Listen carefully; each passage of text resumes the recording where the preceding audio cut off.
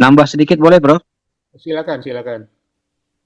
Ya, dari pemaparan Prof tadi itu kan kalau saya memahami, jadi konsep dari operasi kuantum yang turunannya menjadi theta tadi itu merupakan sebagai kerangka transformasi. Namun dalam prakteknya, keberhasilan koperasi itu nanti akan diukur dari kinerja yang nyata. Bagaimana konsep ini dapat diterjemahkan menjadi peningkatan indikator yang terukur seperti pertumbuhan usaha, SHU, atau jumlah anggota aktif. Nah, dengan demikian kita akan dapat melihat hubungan antara konsep theta dengan dampak nyata bagi koperasi. Karena kami ini kan rata-rata kebanyakan nanti akan terjunnya kan di praktisi nih, Bro. Jadi, seperti apa itu implementasinya gitu loh, Bro. Model KDMP, ya, dia tidak mengenal goods. Langsung ke organisasinya, semua ditangani seperti itu, sama di mana-mana. Mohon maaf, kalau saya coba misalnya KKB saya ukur, ya itu Rubuh pohonnya, Bro.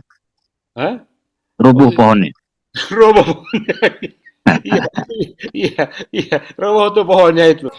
Melihat begitu banyaknya pertanyaan, tanggapan, dan juga diskusi yang muncul malam ini menjadi suatu indikator bahwa materi yang disampaikan oleh Prof. Agus Pakpahan benar-benar menggugah cara berpikir untuk kami, para peserta, karena biasanya di dalam sebuah seminar, peserta cenderung pasif, Prof.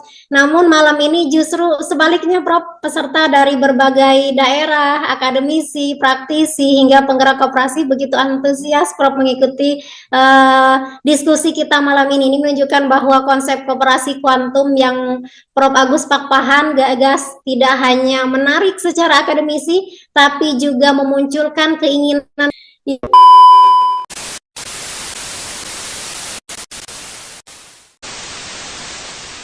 putih Kementerian Koperasi Republik Indonesia dari Kedeputian Bidang Pengawasan, Laode Muhammad Hajar SE, Kadiskop Kabupaten Muna Sultra, Raziras Rahmadillah SSTP FA, Direktur Toponimi dan Batas Daerah Dirjen Bina Adwil Kemendagri, Bapak Ibu dosen, praktisi, pengurus koperasi, mahasiswa, mahasiswi, alumni, serta seluruh peserta seminar nasional yang kami banggakan. Puji dan syukur marilah kita panjatkan kehadirat Allah Subhanahu wa Ta'ala, karena atas rahmat dan karunia-Nya kita dapat berkumpul pada malam hari ini dalam keadaan sehat untuk mengikuti seminar nasional koperasi kuantum yang diselenggarakan oleh Badan Litbang DPP IKA Ikopin bekerja sama dengan Badan Diklat DPP IKA Ikopin dan Ikopin University.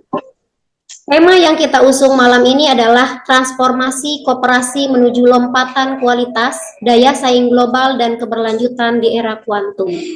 Tema ini sangat relevan dengan tantangan zaman ketika koperasi tidak lagi cukup hanya bertahan, tetapi juga harus mampu melakukan transformasi, berinovasi, memanfaatkan teknologi, dan kekuatan ekonomi yang mampu bersaing secara global. Perkenalkan, saya Latifah Wulandari yang pada kesempatan malam ini mendapat amanah sebagai moderator. Merupakan suatu kehormatan bagi saya untuk mendampingi jalannya seminar hingga selesai. Untuk mengawali seluruh rangkaian kegiatan agar diberikan kelancaran dan keberkahan, marilah kita bersama-sama menundukkan kepala seraya berdoa menurut agama dan kepercayaan kita masing-masing. Berdoa dimulai.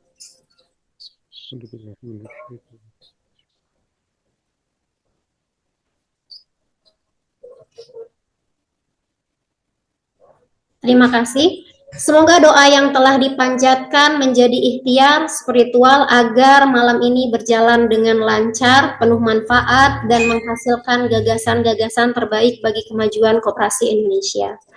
Selanjutnya, agenda kita, hadirin yang kami hormati, memasuki acara berikutnya yaitu sambutan sekaligus juga pembukaan seminar nasional. Untuk itu, kepada yang terhormat Dr. Haji Ekos Albar SEMM, Ketua Umum DPP IKA Ikopin, kami persilahkan untuk menyampaikan sambutan sekaligus membuka secara resmi seminar nasional koperasi kuantum. Kepada Bapak Dr. Ekos Albar, kami persilahkan. Terima kasih Ibu MC. Assalamualaikum warahmatullahi wabarakatuh. Waalaikumsalam. Salam sejahtera buat kita semua. Yang kami hormati Bapak Profesor Dr. Insinyur Agus Pak Pahan MS PhD selaku Rektor Ikopin University, Bapak Dr. Trida Gunadi SMSI, Wakil Rektor Bidang Pengembangan Riset, Advokasi dan Promosi Ikopin University. Yang kami hormati Bapak Raziras Rahmadillah SSTP MA, Direktur Toponimi dan Batas Daerah Ditjen Bina Adwil Kemendagri. Yang kami hormati Bapak Otman Irwandi Sitepu, Asisten Deputi Rehabilitasi dan Rekonstruksi Kementerian Koordinator Bidang Pembangunan Manusia dan Kebudayaan Republik Indonesia. Yang kami hormati Bapak Muhammad Hidayat, Asisten Deputi Pemeriksaan Deputi Bidang Pengawasan Kementerian Koperasi Republik Indonesia. Yang kami hormati Bapak Laode Muhammad Ajar SE, Kepala Dinas Koperasi dan UKM Kabupaten Muna, Provinsi Sulawesi Tenggara. Bapak Ibu Kepala Dinas yang tidak bisa saya sebutkan satu persatu, segenap pengurus DPP IKA Ikopin University, para alumni Ikopin University dari seluruh Indonesia, para dosen, para praktisi koperasi, pengurus koperasi, mahasiswa, serta seluruh peserta Zoom meeting yang saya banggakan. Wabil khusus kepada Wakil Ketua beserta tim Litbang DPP IKA Ikopin yang saya banggakan. Puji dan syukur kehadirat Allah Subhanahu wa taala dengan mengucapkan alhamdulillahirabbil alamin. Pada hari ini kita dapat berkumpul dalam Zoom meeting untuk melaksanakan seminar nasional yang bertajuk Koperasi Kuantum, yaitu transformasi koperasi menuju lompatan kualitas, daya saing global, dan keberlanjutan di era kuantum. Atas nama DPP IKA Ikopin University, saya mengucapkan selamat datang dan terima kasih kepada seluruh peserta yang telah meluangkan waktu untuk mengikuti seminar ini. Kehadiran Bapak dan Ibu menunjukkan bahwa semangat membangun koperasi Indonesia masih sangat kuat. Hadirin yang saya hormati, dunia saat ini berubah dengan kecepatan yang luar biasa. Revolusi digital, kecerdasan buatan, ekonomi hijau, hingga perubahan perilaku masyarakat telah mengubah cara kita bekerja, berbisnis, dan berorganisasi. Dalam situasi seperti ini, koperasi tidak boleh hanya mengikuti perubahan. Koperasi harus menjadi pelaku utama dalam perubahan ini. Karena itulah kita mengangkat tema koperasi kuantum. Dan kuantum bukan sekedar teknologi, melainkan sebuah lompatan besar atau biasa disebut dengan quantum leap. Dalam cara berpikir, cara mengelola organisasi, cara melayani anggota, dan cara menciptakan nilai tambah. Koperasi masa depan harus memiliki tata kelola yang profesional, memanfaatkan teknologi secara optimal, membangun SDM yang unggul, serta memperkuat kolaborasi agar mampu bersaing di tingkat nasional maupun global. Sebagai Ketua Umum DPP IKA Ikopin University, saya percaya bahwa alumni memiliki tanggung jawab moral untuk menjadi penggerak transformasi tersebut. Ikopin telah melahirkan banyak kader koperasi yang berkualitas. Kini saatnya seluruh alumni bersatu, berkolaborasi, dan memberikan kontribusi nyata bagi kemajuan gerakan koperasi Indonesia. Saya juga menyampaikan apresiasi setinggi-tingginya kepada Badan Litbang DPP IKA Ikopin University yang telah menginisiasi seminar ini, serta kepada Bapak Profesor Dr. Agus Pak Pahan yang berkenan berbagi ilmu, pengalaman, dan gagasan strategis kepada kita semua. Saya berharap seminar ini tidak berhenti sebagai forum diskusi, tetapi menjadi awal lahirnya inovasi, kolaborasi, dan gerakan nyata untuk membangun koperasi Indonesia yang lebih modern, profesional, dan berkelanjutan. Izinkan saya menutup sambutan ini dengan sebuah keyakinan. Koperasi yang besar bukanlah koperasi yang sekedar bertahan menghadapi perubahan, tetapi koperasi yang mampu memimpin perubahan. Dengan mengucapkan Bismillahirrahmanirrahim, Seminar Nasional Koperasi Kuantum dengan tema Transformasi Koperasi menuju Lompatan Kualitas, Daya Saing Global dan Berkelanjutan di Era Kuantum secara resmi saya nyatakan dibuka. Wabillahi taufiq wal hidayah. Wassalamualaikum warahmatullahi wabarakatuh. Waalaikumsalam warahmatullahi wabarakatuh. Assalamualaikum warahmatullahi wabarakatuh. Assalamualaikum warahmatullahi wabarakatuh. Terima kasih kami sampaikan kepada Bapak Dr. Haji Ekos Albar SEMM atas sambutan, arahan, serta motivasi yang telah diberikan. Semoga pesan yang disampaikan menjadi penyemangat bagi kita semua untuk terus memperkuat eksistensi koperasi Indonesia melalui inovasi, kolaborasi, dan juga transformasi. Bapak Ibu yang kami hormati, kini tibalah pada sesi inti seminar nasional malam ini. Malam ini kita memperoleh kehormatan karena akan mendapatkan pemaparan langsung dari seorang akademisi sekaligus juga tokoh yang mana memiliki pengalaman panjang dalam pengembangan ekonomi koperasi di Indonesia. Beliau adalah Profesor Dr. Agus Pakpahan, SEMSI. Beliau merupakan Rektor Icopin University, akademisi senior, peneliti sekaligus pemikir yang banyak memberikan kontribusi terhadap pengembangan ekonomi kerakyatan dan koperasi di Indonesia. Pada kesempatan ini, beliau akan menyampaikan materi mengenai informasi koperasi dalam menghadapi era kuantum. Kepada Bapak Profesor Dr. Agus Pakpahan, SEMSI, kami persilahkan. Terima kasih. Yang saya hormati Ibu Moderator, Pak Ketua Icopin, Pak Ekos, Dr. Ekos, para pengurus, hadirin sekalian yang kami hormati, Assalamualaikum warahmatullahi wabarakatuh. Waalaikumsalam warahmatullahi wabarakatuh.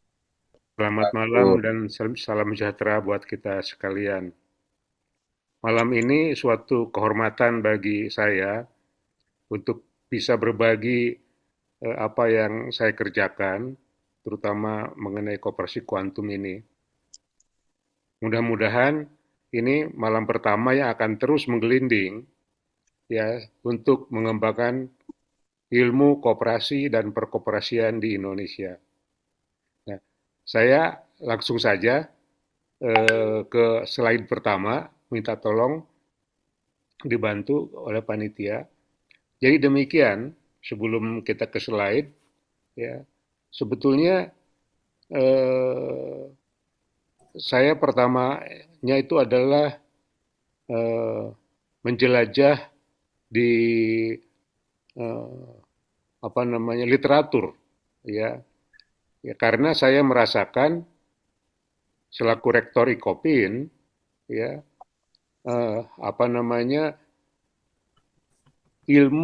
Informasi yang tersebar di masyarakat itu tidak imbang, ya, tidak imbang. Kalau koperasi yang diberitakan itu koperasi yang masalah, ya. Kalau koperasi yang bagus jarang diberitakan, ya. Tetapi kalau PT yang berbuat sesuatu masalah, kita cepat lupa. Saya beri contoh, ya, Indonesia itu kehilangan kedaulatan pada tahun 98, krisis ekonomi, itu karena konglomerat kita nggak bisa bayar utang. Itu aja sebetulnya. Ya, tetapi kita lupa. Kita tanam 600 triliun, ya, masuk ke perbankan, yang mana tidak ada perubahan nilai dalam struktur perbankan itu. Akhirnya sampai sekarang kita mengalami deindustrialisasi, detransformasi. Bahkan nilai dolar sekarang lebih tinggi dari nilai dolar tahun 98 yang mana kita keluarkan uang kurang lebih 600 triliun. Nah, ini background. Nah, oleh karena itu kami mencari informasi, ya, sejauh mana koperasi itu bermanfaat dan mengapa para pendiri bangsa ini, ya, melahirkan pasal 33. Saya pikir itu bukan kebetulan. Itu suatu hasil pemikiran yang mendalam dan kita belum bisa menjawabnya dengan baik. Ya, oke. Lanjut ke slide berikutnya. Nah, Prof, mohon izin suara Prof terdengar kecil. oh, sekarang bagaimana? Bisa nggak? Masih kurang begitu terdengar jelas, Prof. Aduh, ya mohon maaf, mungkin sinyalnya ini, Oh, siap, Prof. ya, ya. Tapi masih, Mungkin agak jauh dari laptop tadi. Nggak, kalau dari Jogja nih jelas-jelas nih. oh, iya, iya, Berarti aman. Jelas. ya. Ya, Pak Prof, Rudi, kalau gitu terima lanjut kasih aja, Prof. konfirmasinya. Oke, Sudah jelas. bisa tolong ke slide kedua. Nah, Bapak Ibu sekalian, dalam penjelajahan mencari informasi ini, terus terang saya tiap hari menulis. Ya, kenapa? Untuk sharing dan dapat feedback. Ya, nah, misalnya dalam konteks global, saya terkejut. CHS di Amerika Serikat, ya, koperasi petani terbesar di Amerika, itu pendapatannya jauh lebih besar dari, mohon maaf kalau saya sebutkan, Bank Rakyat Indonesia. Pindah kita ke Jepang, Jeno, koperasi pertanian juga sama. Pindah ke Korea Selatan, Nonghyap, sama. Ke New Zealand, Frontera, sama juga. Ya, ke Spanyol, Mondragon, sama juga. Nah, dalam penjelajahan itu, saya menemukan suatu fakta atau realitas yang ada di Koperasi Kredit Kelingkumang, CUKK Kelingkumang.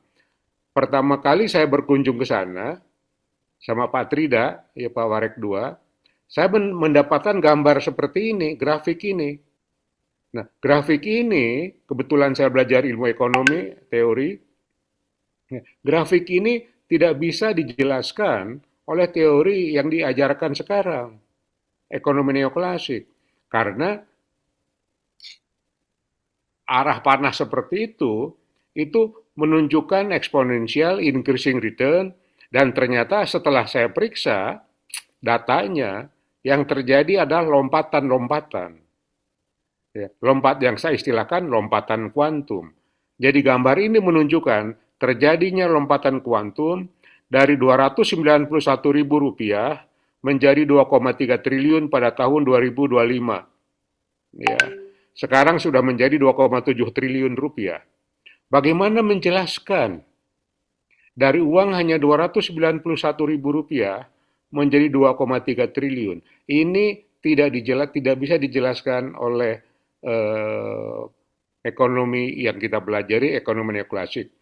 Nah, compounding annual growth rate dari gambar ini itu kurang lebih 58,8%. Artinya Kelingkumang ini tumbuh 58,8% kalau kita gunakan metode ekonomi neoklasik. Nah, kalau diambil kelipatannya itu juta kali. Hampir 7 juta kali, itu 2,3 triliun dibagi dengan 291.000. Ini buat saya, ya, ini memberikan inspirasi, ya, bahwa yang kita perlukan ternyata bukan hanya teknik menafsirkan, tetapi juga paradigma. Ya.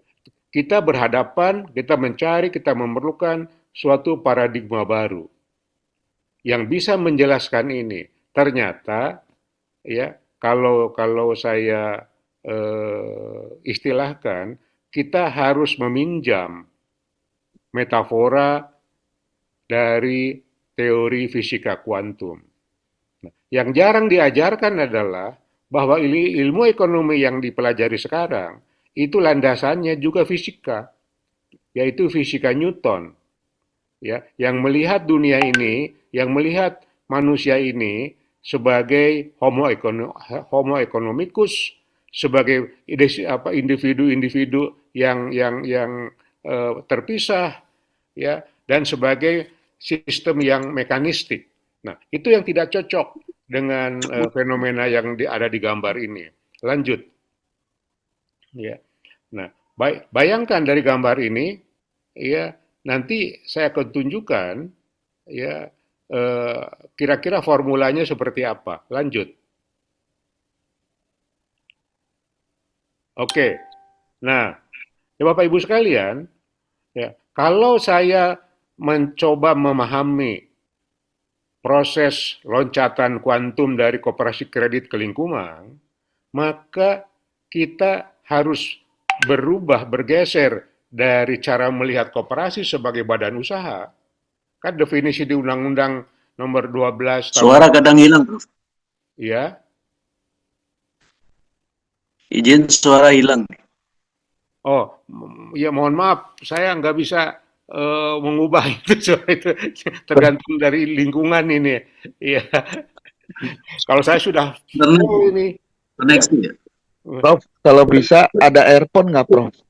Ada earphone. Sudah bagus, sudah bagus. Saya jelas, Pak. Saya clear, jelas. Kalau bisa kawan-kawan yang kurang jelas pakai earphone. Itu lebih asik. Jelas, Pak. Jelas, Pak. Kok? Alhamdulillah. Agar kondusif, mohon untuk yang lain dimatikan dulu mikrofonnya supaya fokus ke pemateri dulu. Silakan dilanjutkan, Prof.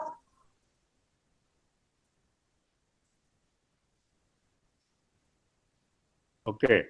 Nah, saya lanjutkan ya. Bisa didengar sekarang? Terdengar, Prof. Oke, terima kasih.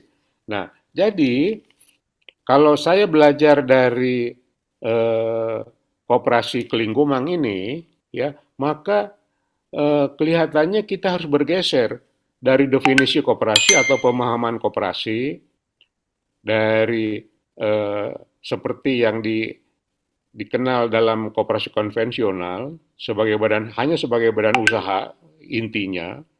Nah, di sini kita bergeser melihat koperasi sebagai living organism, sebagai makhluk hidup. Ya. Nah, dengan melihat ini, maka pemahaman koperasi, ya, menjadi kompleks seperti halnya makhluk hidup yang saya istilahkan kita harus punya ruh, kita harus punya nyawa, dan kita harus punya raga, ya, supaya kita bisa evaluasi koperasi ini seperti apa kalau kita dekati dari sudut pandang kuantum. Nah, dari sudut pandang kuantum, nanti saya jelaskan apa satu persatunya. Raganya itu di sini saya perlihatkan ada 13 parameter, ya, mulai dari lambda. Lambda itu menggambarkan stabilitas nilai. Ya, omega itu ini kan mengenai generasi, perkembangan generasional. Nah, ini hanya semacam ilustrasi bahwa kalau kita melihat koperasi itu dari kacamata kuantum, ya, maka kita melihat dia sebagai organisme hidup yang ditanam, dipelihara, dikembangkan. Ya, kurang lebih ini parameter-parameternya. Nah, lanjut, saya pikir saya tidak akan mengulas detail di sini, hanya melihat gambarannya. Lanjut. Oke. Maaf yang tadi itu. Nah, jadi Bapak Ibu sekalian, ya, dengan gambaran tadi, ya, lahirlah suatu kegelisahan, ya, yang saya istilahkan, saya mencoba menjawab pertanyaan, mengapa sudah 80 tahun merdeka, ya, dengan amanat koperasi yang sangat jelas di pasal 33, ya, sampai sekarang kita belum bisa memahaminya dengan baik. Ya.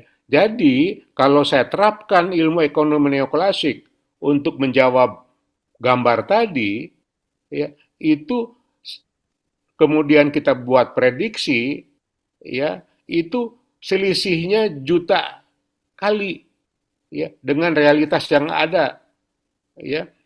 Termasuk juga kalau kita terapkan ilmu yang disebut new institutional economics, ya, sama juga, ya, nggak apa, errornya besar sekali untuk memprediksi itu, ya. Nah, oleh karena itulah eh, kita selama ini, ya, belum bisa menjawab atau belum bisa membaca pasal 33, ya, karena kita menggunakan kacamata yang tidak cocok untuk membaca pasal 33 itu. Pasal 33 itu kalau saya baca, ya, itu konstruksinya nilai-nilai kuantum yang sangat kuat, tergambar dalam kekeluargaan, tergambar dalam usaha bersama, tergambar dalam penguasaan oleh negara, dan seterusnya. Ya, itu nggak bisa dibaca. Ya. Silahkan Bapak Ibu sekalian, ya, para alumni yang dulu mendapatkan teori ekonomi, coba jelaskan kekeluargaan, kemudian usaha bersama, dan kemudian terapkan untuk menjelaskan bagaimana nilai dari Rp291.000 bisa menjadi 2,7 triliun dalam tempo 33 tahun. Pak Harto menjabat 32 tahun. Ya, pada saat beliau jatuh, ya, ekonomi kita yang berbasis pada ekonomi neoklasik runtuh juga. Kita kehilangan kedaulatan di situ. Nah, lanjut saya pikir. Ya. Nah, Ibu sekalian, ya, dengan ditakdirkannya saya ketemu dengan Kelingkumang di Sekadau sana, ya, di Sintang, alhamdulillah ada saksinya, Pak Dr. Trida bisa menceritakan juga, ya, kami sama-sama ke sana, jadi kalau saya ada salah, Pak Trida tolong koreksi. Ya. Nah, ini yang saya uraikan tadi, bagaimana loncatan dari angka 12 ke 232.000, dari 291.000 ke 2,3 triliun, ini angka tahun 2025, sekarang 2,7 triliun, dari ruang 4 kali 4 meter ke 79 kantor cabang di 13 kabupaten. Ini adalah suatu lompatan, ya, bukan suatu moving along the curve, ya, bergerak di dalam kurvanya, tidak, ya. Lanjut. Nah, inilah realitas atau fakta yang kita terima. Nah, apa kelebihannya model ini, ya, kalau kita kaitkan dengan terjadinya fenomena-fenomena krisis, ya. Tahun 98 krisis moneter, bank-bank jatuh, kolaps, bahkan negara harus mengeluarkan uang 600 triliun untuk rekapitalisasi bank. Apa yang terjadi CUKK? Simpanan anggota justru melonjak naik hingga 15%. Bayangkan, artinya apa? Kepercayaan terhadap koperasi Kelingkumang itu luar biasa, sehingga pada krisis ekonomi orang ngambil uang dari bank, katakanlah taruh di koperasi ini sampai meningkat 15%. Nah, waktu konflik sosial, ya, antara dua etnis di sana, kita tahu semua antara 99-2001, ternyata koperasi kredit Kelingkumang bisa menjaga stabilitas di tengah konflik Kalimantan Barat masyarakat itu. Artinya, koperasi bukan hanya sebagai tempat simpan pinjam, tetapi sempat stabilisasi moral, stabilisasi kehidupan yang saling membantu. Nah, kemudian krisis global 2008, ya, menghadapi guncangan resesi. Kelingkumang masih loncat, bahkan 2008 ini adalah loncatan yang pertama, ya, loncatan yang pertama. Nah, 2020 pandemi Covid, tanpa menunggu bantuan pemerintah dan lain-lain, mereka sudah bisa ini kan. Apa kesimpulannya? Ya, apabila koperasi itu dasarnya nilai, kejujuran, persaudaraan, loyalitas, integritas, dia sukses, ya, bukan sebagai mesin, tetapi sebagai makhluk hidup. Seperti manusia, ia memiliki ruh, jiwa, dan raganya yang utuh. Ya, inilah yang saya ambil sebagai dari sudut kacamata teori kuantum kelembagaan. Lanjut. Nah, itulah garisnya untuk kalian ambil, ya. Nah, tapi kemudian saya pikir saya tidak menggambar itu ya ada yang masuk aja, hus, ya, mohon maaf. Ya. Nah, dengan koperasi sebagai organisasi hidup, ya, maka kita bisa mengelompokkan ke dalam 3 komponen, ruh, jiwa, dan raga. Ya, ruh, ya, itu adalah yang saya katakan tadi, eh, apa namanya, nilai-nilai seperti yang kita pinjam dari teori kuantum, ya, dia memberikan arah, ya, arah, ya.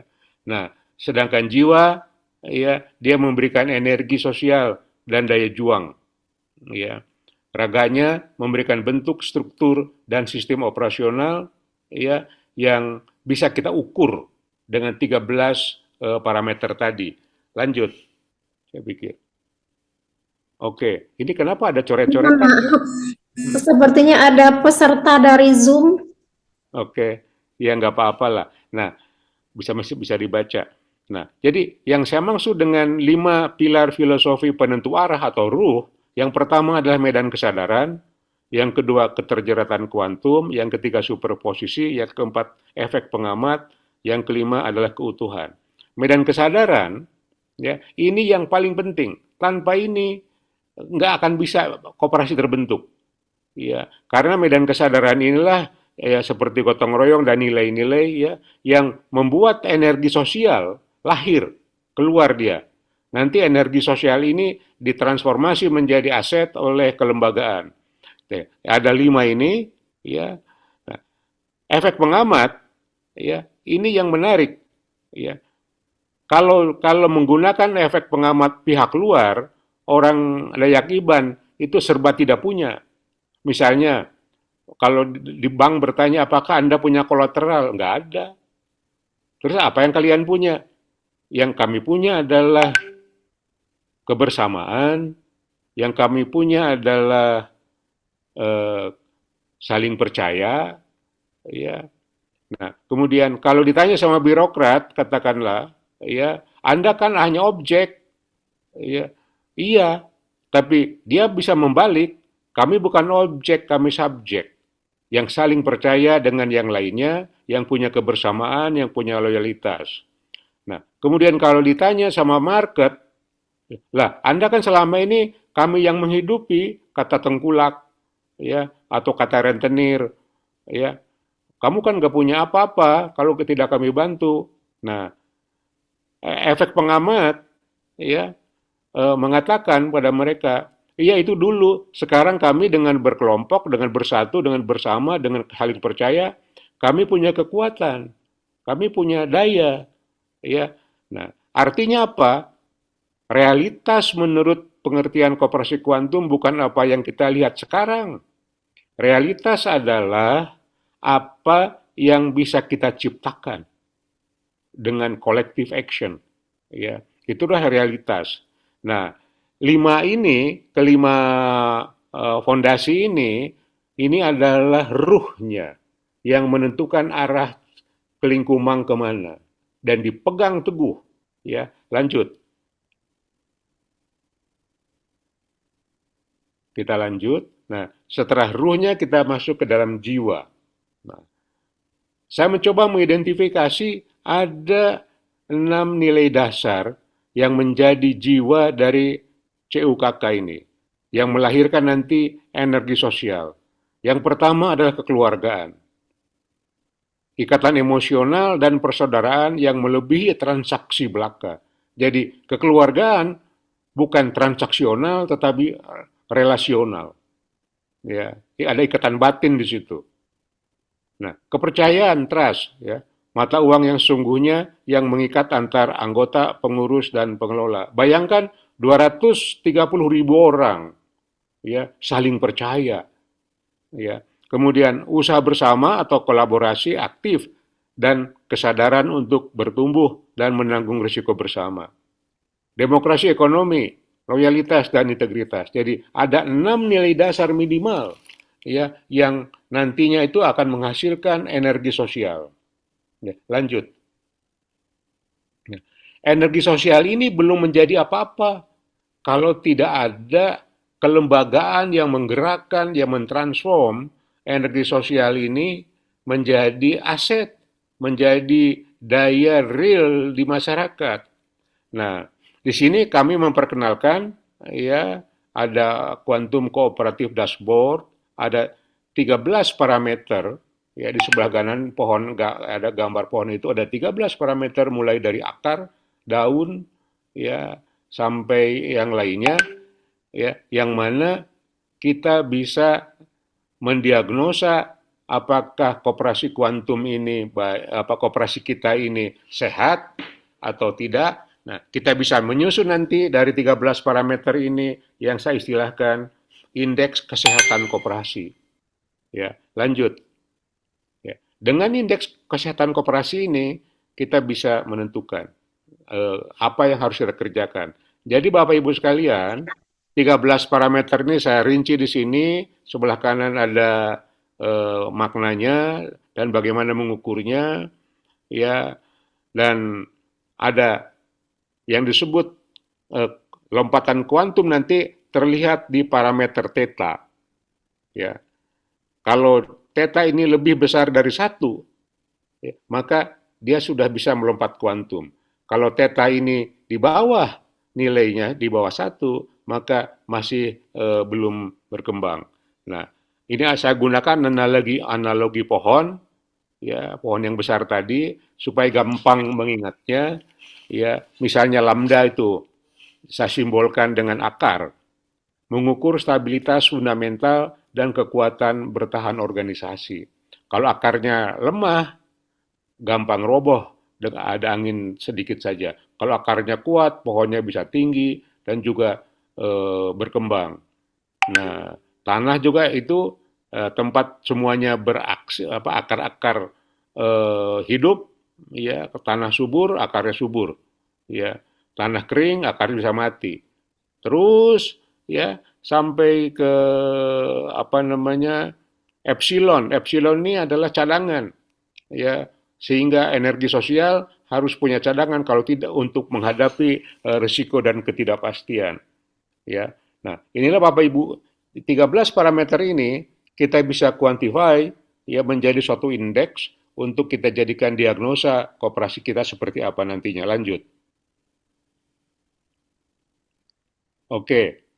Nah, ini saya katakan tadi ya Theta ya mengukur kemampuan koperasi dalam melakukan loncatan. Ya, tahun 93 itu Theta 5.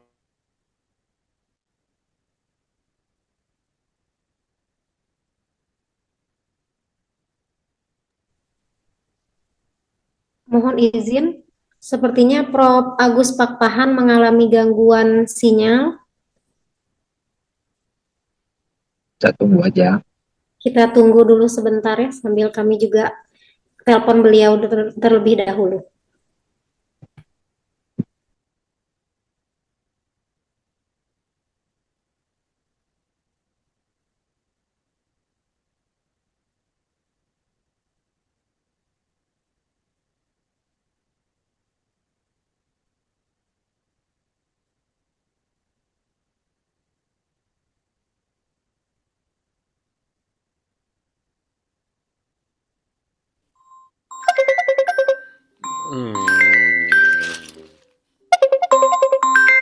Alhamdulillah sudah ada kembali untuk Prof. Agus Pakpahan. Ini apa? Udah kembali, kita lanjut saja. Ya, Prof. Silakan, Prof. Ya, lanjut ke slide berikutnya.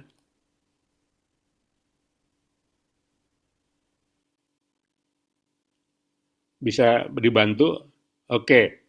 Nah, Bapak Ibu sekalian, ini yang paling apa namanya paling kuantitatif. Saya hanya menunjukkan bahwa semua yang saya uraikan itu data yang ada.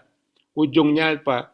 Supaya kita bisa menjadi suatu fondasi teoritis, kuantitatif, bisa rigor, ya.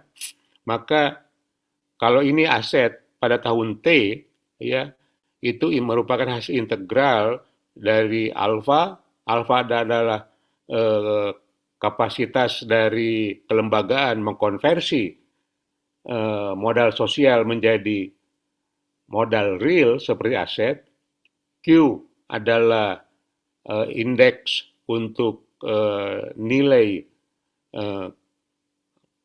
medan kesadaran tadi, dan N adalah partisipan atau anggota. Ya. Jadi prosesnya adalah dimulai dari energi sosial.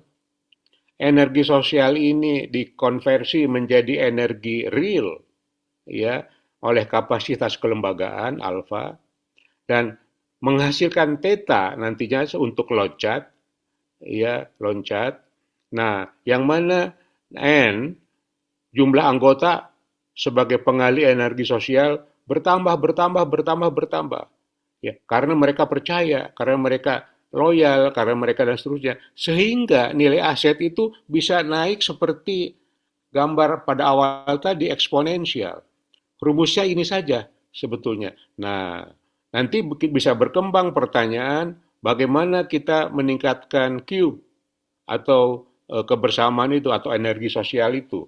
Ya, bagaimana kita ini, itu sudah soal-soal yang menjadi hal-hal teknis di lapangan, ya, untuk merealisasikan ini. Lanjut.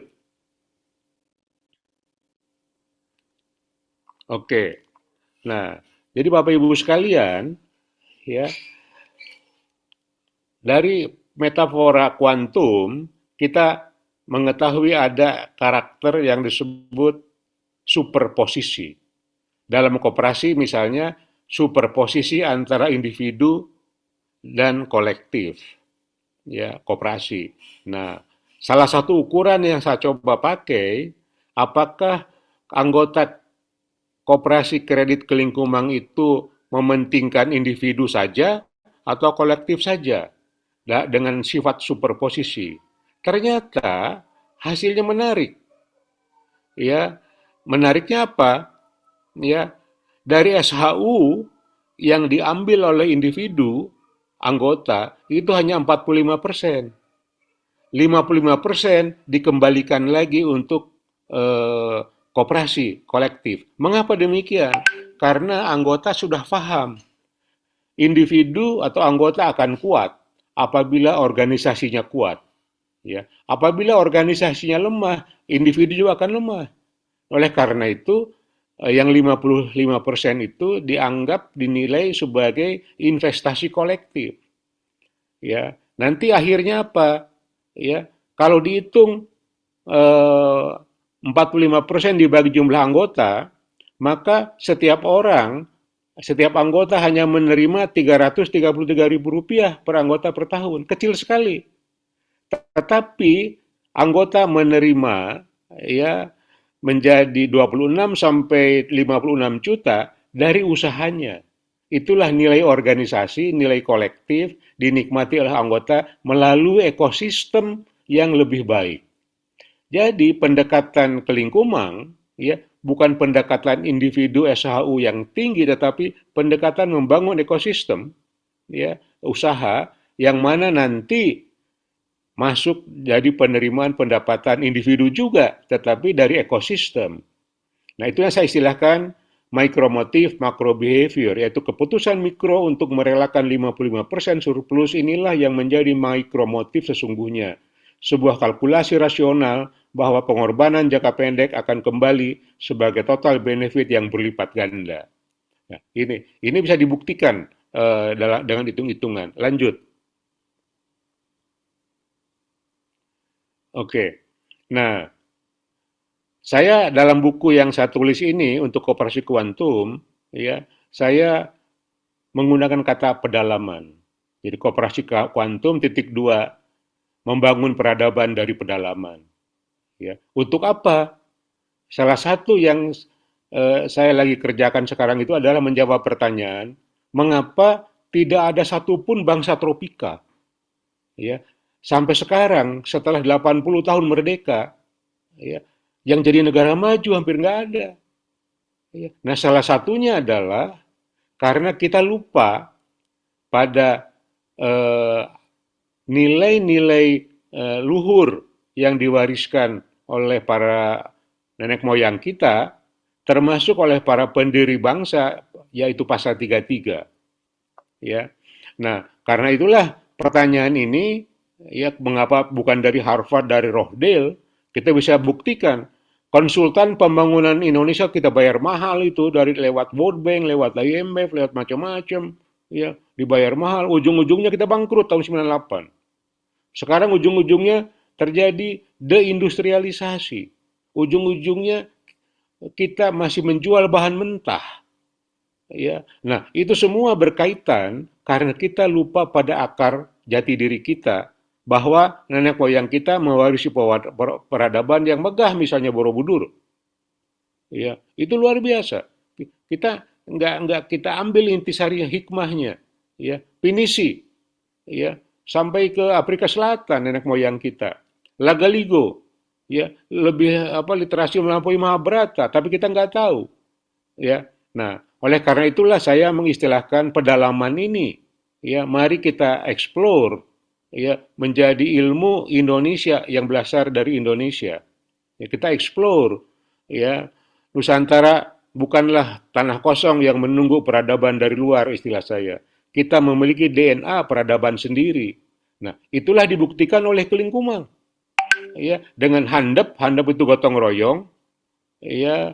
Nah, kemudian hidup barentin, hidup teratur, dua adat itu saja, kemudian menerapkan gotong royong rumah panjang sebagai nilai adat mereka, bisa meloncat dia dari Rp291.000 menjadi 2,7 triliun.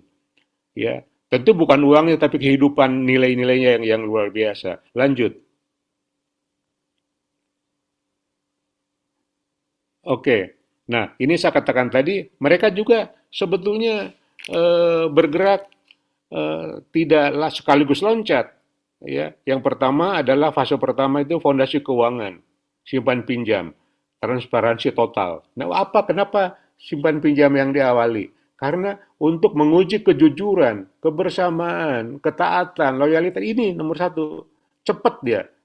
Mingguan, harian, kita bisa menguji seseorang itu jujur atau tidak. Nah, kemudian yang kedua, konsolidasi dan ekspansi itu tahun 2000 sampai 2008. Cabang produk baru dari usulan anggota. Kelingkumang selalu menerapkan, mengembangkan usaha yang hasil RAT dari para anggotanya, termasuk waktu mengembangkan Institut Teknologi Kelingkumang.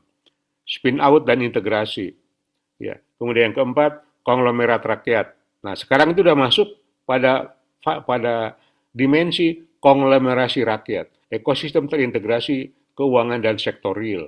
Nah, dari kasus ini saya punya hipotesa yang bisa kita uji bahwa kalau keuangan dan sektor real bisa diintegrasikan dalam suatu koperasi, ini betul-betul saya istilahkan dengan Profesor Ahmad Holik, kami sedang menulis paper, yaitu kuantum syariah. Ya, jadi syariah menjadi real, berbagi nilai tambah. Ya, kenapa? Karena uang itu tidak menciptakan nilai tambah. Tidak, uang itu hanya olinya lah memfasilitasi mesin, ya, supaya jalan. Ya, lanjut. Oke. Nah, jadi ini udah hampir akhir, ya. Yang saya kasih judul intisari dan undangan atau ajakan, ya. Pertama, bahwa koperasi bukanlah mesin ekonomi, melainkan organisasi hidup yang memiliki ruh, jiwa, dan raga. Mari kita lihat koperasi seperti ini. Oleh karena itu nggak bisa digebiah-uyahkan, nggak bisa. Ya, basisnya adalah nilai-nilai budaya di situ.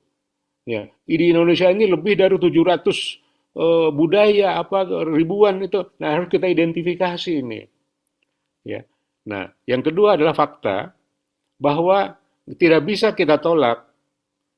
CUKK membuktikan bahwa dengan paradigma kuantum, koperasi mampu bertahan melintas 4 krisis besar dan mencatatkan pertumbuhan aset seperti saya katakan tadi, ya, yang berasal dari hanya 290.000 saja. Nah, ajakan buat kita semua pada alumni, terutama alumni IKOPIN ini, ya saya pikir waktunya kita menjalankan sesuatu yang berdampak besar buat Indonesia, yaitu sudah saatnya kita mengakhiri cara pandang mekanistik. Ya. Jadi kita udah 80 tahun, sekian puluh tahun katakanlah, menggunakan cara pandang mekanistik. Ya. Seperti yang dikerjakan oleh apa namanya koperasi konvensional. Maaf saya mengatakan itu sangat mekanistik. Ya. Nah, kemudian kita masuk ke kuantum. Ya. Mari kita bangun koperasi sebagai ekosistem kehidupan yang berakar pada kearifan Nusantara. Ya, kearifan Nusantara. Dan yang terakhir, jangan hanya membaca buku. Ya, buku ini maksudnya buku saya, tapi hidupkan dia. Hidupkan dia. Ya, lanjut.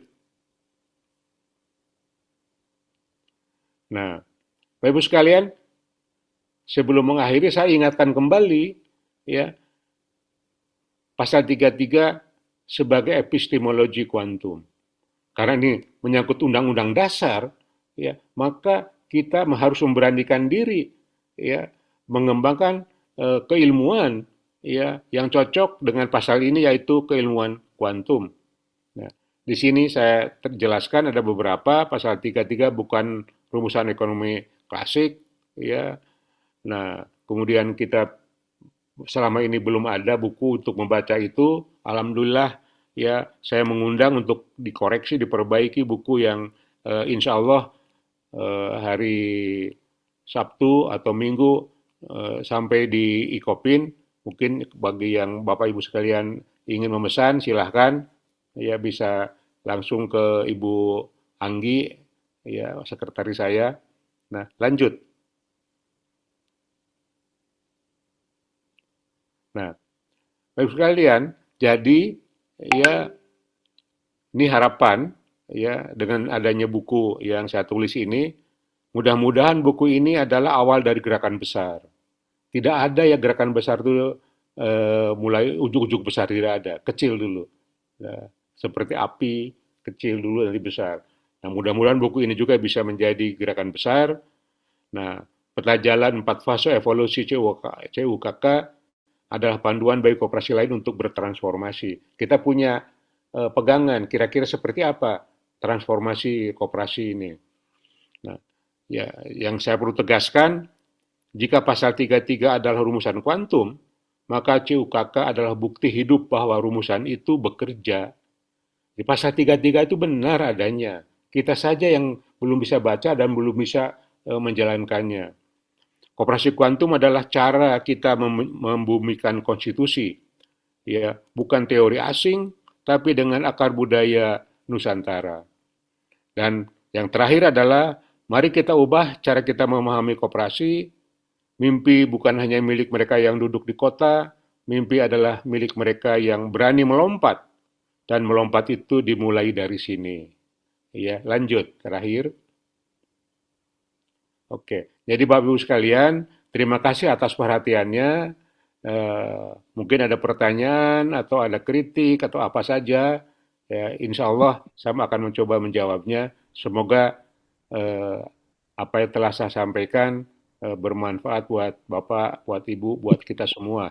Demikian, Assalamualaikum warahmatullahi wabarakatuh. Waalaikumsalam. Warahmatullahi wabarakatuh.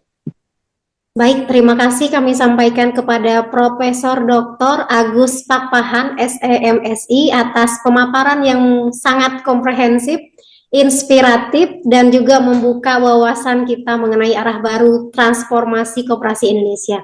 Tentu di sini banyak sekali gagasan yang dapat menjadi bekal untuk kita dalam membawa koperasi menjadi organisasi yang adaptif, inovatif, berdaya saing secara global, serta juga tetap berpijak pada nilai-nilai jati diri koperasi. Baik, untuk sesi selanjutnya di sini kita akan membuka sesi tanya jawab. Sepertinya sudah banyak yang bertanya dan di sini spesial ada Ketua IKA Ikopin juga, Dr. Ekos Albar ya, yang sudah ini raise hand untuk bertanya ya. Nah, kini kita memasuki sesi diskusi interaktif, di mana kesempatan ini merupakan momentum yang sangat berharga untuk memperdalam materi yang telah disampaikan. Bagi peserta yang ingin bertanya, mohon untuk raise hand Sudah ada beberapa yang sudah raise hand. Saya berharap pertanyaannya tidak hanya bersifat klarifikasi, tetapi juga mampu untuk menggali solusi dan juga strategi implementasi bagi pengembangan koperasi di Indonesia. Baik, kita persilahkan dulu untuk penanya pertama. Sudah ada Dr. Ekos Albar. Nanti disambung dengan ada Kang Apri dan juga Kang Hotman. Kang Ekos dipersilahkan terlebih dahulu. Oke, terima kasih Teteh Dr. Latifah, moderator. Terima kasih juga Prof. Agus Papahan, luar biasa ininya. Buku yang disampaikan ke kami walaupun dalam waktu yang singkat. Cuma sedikit di sini tentu muncul juga dari ketertarikan itu tentu ada pertanyaan gitu. Nah, yang saya fokus di sini itu melihat Prof. izin sebelumnya bahwa konsep theta ini sangat menarik. Namun agar dapat dijadikan acuan dalam transformasi koperasi secara nasional, mohon Prof bantu untuk memberikan pemahaman kepada kami. Tentu ada metode ilmiahnya. Bagaimana formula theta itu dibangun. Bagaimana proses validasinya, dan apakah hasilnya tersebut dapat direplikasi oleh peneliti-peneliti lain. Karena tentu kita sama-sama memahami bahwa dalam ilmu pengetahuan, kekuatan sebuah model tentu tidak hanya pada narasi, tetapi juga pada keterujian dan replikasinya. Nah, itu yang pertama, Prof. Yang kedua itu, saya juga masih ada tanda tanya itu karena dari kenapa skornya yang turun dari 100 tadi menjadi 11,2 tapi justru disebut meningkat menjadi 164 kali. Nah, ini kan tadi mungkin apakah saya yang ketinggalan slide atau memang pemahamannya belum sampai ke saya. Mohon izin Prof bisa kiranya memberikan pemahaman kepada kami. Terima kasih moderator. Kemudian kita bisa dapat jawaban yang maksimal.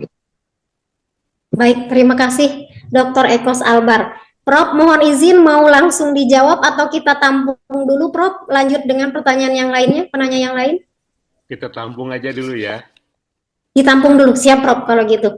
Oke, lanjut ke penanya berikutnya. Tadi sudah duluan Kang Apri ya, Kang Apri? Suara Latifah terdengar, Kang Apri? Suara saya? Kedengaran. Ya, silakan Kang. Assalamualaikum Prof. Waalaikumsalam warahmatullahi wabarakatuh. Saya tahun 2000 sudah buat loncatan, tapi tidak direspon oleh pihak Ikopin. Saya tahun 2000 kepengen Ikopin itu sebagai digitalisasi koperasi seluruh Indonesia.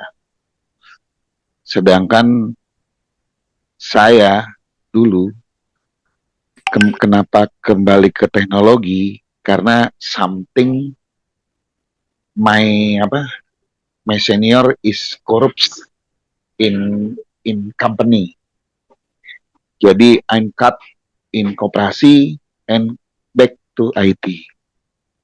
Gitulah Prof. Jadi intinya saya sebetulnya banyak loncatan yang sudah saya buat Ikopin dan juga buat gerakan. Tahun 2000 saya kepengen ada ruang multimedia untuk gerakan koperasi membangun company profile-nya yang berdigitalisasi. Itu di Ikopin, Prof. Saya kepengen di situ.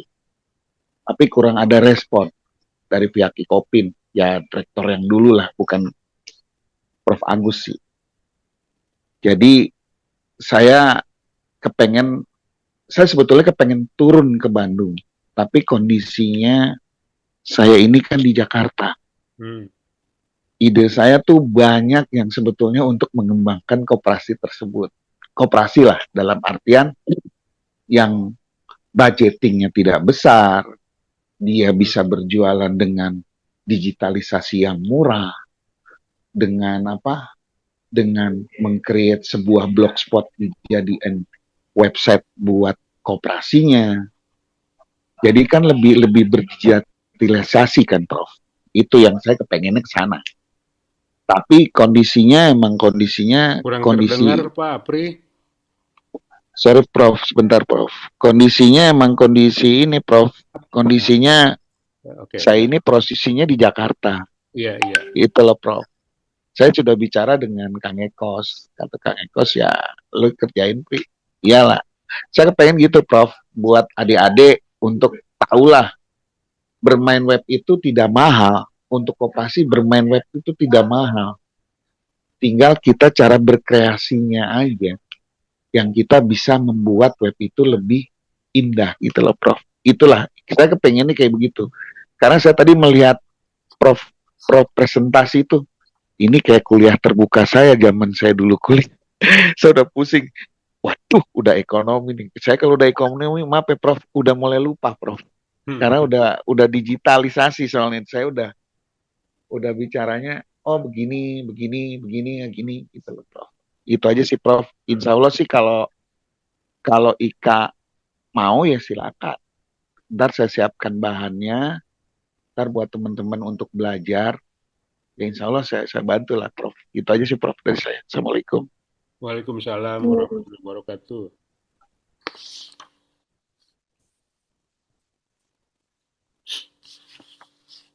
Baik, dilanjut lagi untuk ada Pak Hotman Sihite dari KPMK.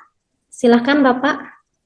Mohon Baik. agar pertanyaannya menyangkut seputar materi kita malam ini. Silakan Bapak Hotman. Baik, terima kasih Ibu Latifah selaku moderator pada malam hari ini. Pertama saya memperkenalkan diri, izin, nama saya Hotman Sihite dari kantor Kemenko PMK yang pada saat ini menjabat di posisi pada Asisten Deputi Rehabilitasi Rekonstruksi. Nah, terima kasih Prof, sangat cukup jelas materi yang sudah dibawakan. Namun karena ini saya orang baru dalam artian yang baru mendengar materi perkoperasian. Walaupun sebenarnya saya di bidang kebencanaan dan saya posisinya untuk pasca bencana yaitu rehabilitasi rekonstruksi. Pertanyaan saya Prof, mohon izin, kira-kira untuk koperasi kuantum ini apa bisa diimplementasikan di daerah pasca bencana pada saat posisinya menuju masa pasca bencana rehabilitasi rekonstruksi? Karena dari tadi saya belum mendapat benang merahnya supaya posisi ini bisa saya implementasikan di daerah pasca bencana. Terutama kita ketahui bersama pada saat hari ini posisinya adalah yang bencana nasional, bencana Sumatera, ya Aceh itu semua itu kita ketahui bahwasanya itu lulu lanta semua. Bahkan mereka itu tadinya punya rumah jadi nggak punya rumah, tadinya punya pekerjaan menjadi jatuh miskin. Nah di sini maksud saya ini peran dari koperasi ini bagaimana untuk meningkatkan perekonomian mereka.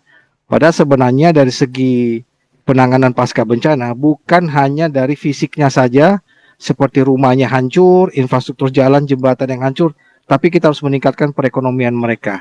Kira-kira saya belum mendapat benang merahnya koperasi kuantum ini untuk mengimplementasikannya di daerah pasca bencana. Mungkin demikian Prof. Terima kasih Bu Latifah. Terima kasih. Baik, terima kasih Bapak Hotman. Prof, mau dijawab dulu atau lanjut dulu Prof untuk penanya keempat? Ya, lanjut aja biar jadi pelajaran banyak buat saya. Oke, Prof. Baik, untuk selanjutnya sudah ada Bapak Dirhamsah SE. Bapak kami persilakan Bapak untuk pertanyaannya.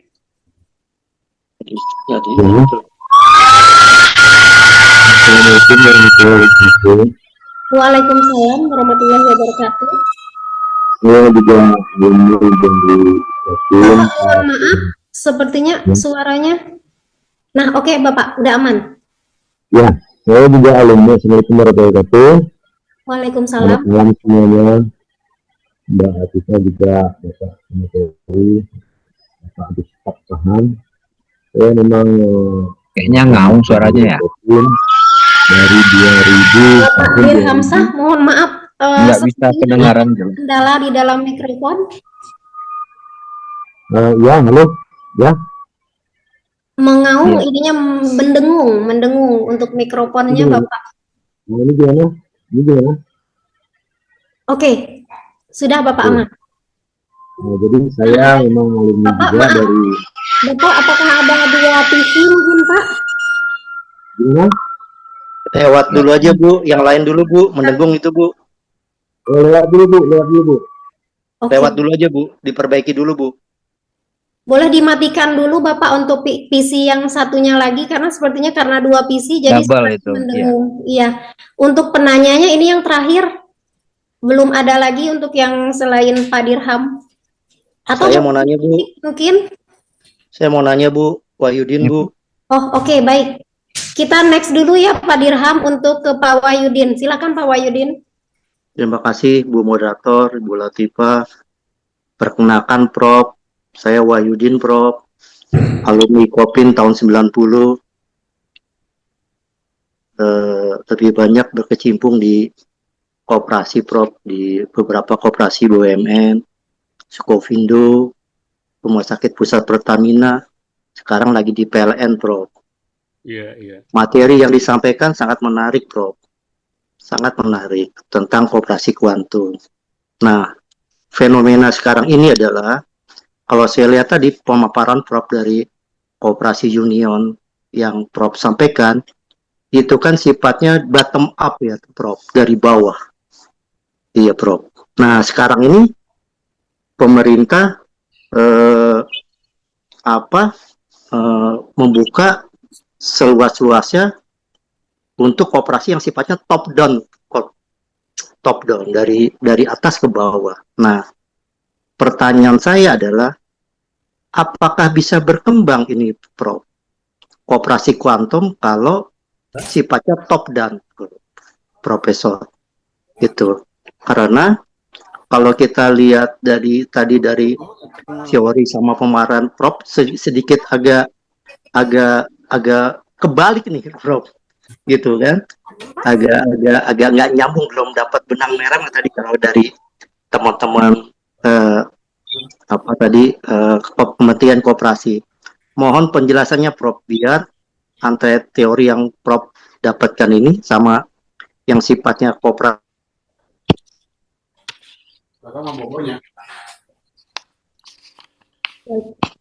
Terima kasih Pak Wahyudin.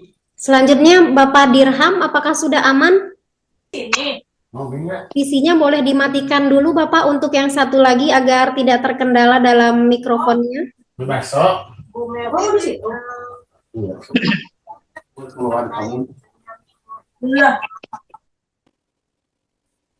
Bapak Dirham? Halo. Ya, Bapak masih berdengung Bapak Dirham, atau mungkin bisa dibantu untuk diketikkan di ruang chat agar nanti kami bacakan pertanyaannya. Boleh. Ya, baik Bapak. Ya, baik. Sudah banyak Prof untuk pertanyaan-pertanyaan yang masuk dari Kang Ekos Albar, Dr. Ekos Albar selaku Ketua IKA, lalu juga dari tadi Mas Apri, dan juga ada Bapak Hotman, lalu juga ada terakhir dari Pak Wahyudin, dan disusul dengan pertanyaan yang ada di kolom chat Prof.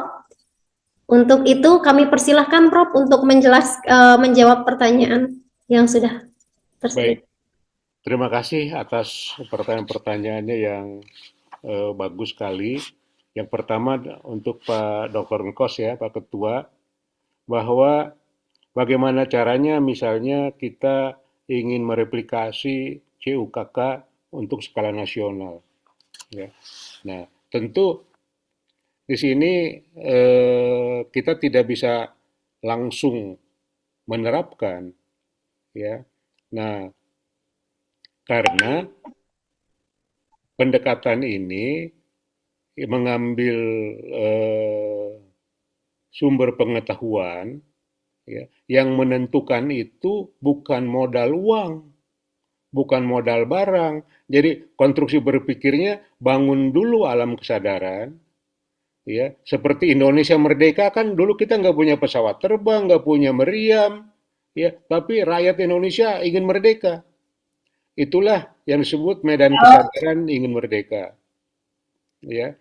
Nah, oleh karena itu langkah pertama adalah mari kita identifikasi dan kita bangun medan kesadaran di seluruh apa namanya klaster-klaster sosial budaya yang bisa kita identifikasi. Orang IBAN pasti berbeda dengan orang NTT, pasti berbeda dengan orang. Nah, ini kita gali dulu ini. Ya, itulah makanya saya sampaikan kalau dananya 200 sekian berapa 300-an triliun, ya. Kalau mau hidup koperasi kita, mungkin 80% itu untuk fase pertama adalah membangun medan kesadaran ini dan kelembagaan dua itu. Medan kesadaran kelembagaan, ya. Nah, kelembagaan untuk berkonversi, ya.